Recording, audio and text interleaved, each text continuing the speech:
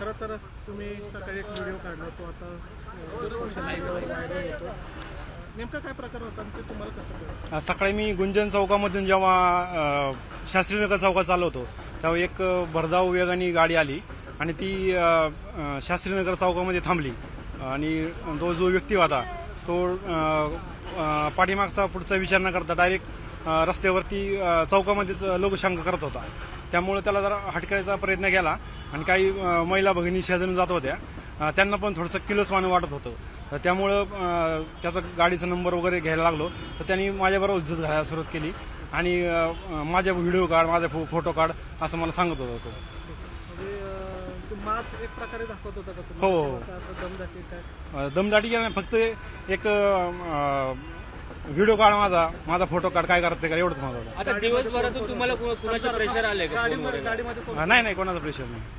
गाडीमध्ये कोण कोण होतं? गाडीमध्ये पुढच्या सीटावर एक त्याचा मित्र होता आणि त्याच्या हातामध्ये एक याची बिअरची बॉटल होती.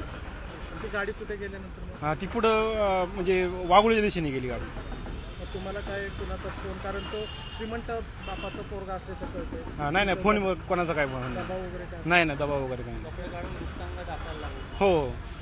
तो म्हणजे माझ्यावर मला पण सांगत होता की तुम्हाला काय करत ते, कारण माझा व्हिडिओ काढा. माझे म्हणजे त्यांनी व्हिडिओमध्ये पाहिलं असेल माझा कॅमेरा हल्ल्यामुळं मी ते थोडंसं जरा म्हणजे आलं नाही, पण ते गुप्त अंग दाखवत होता तो मला.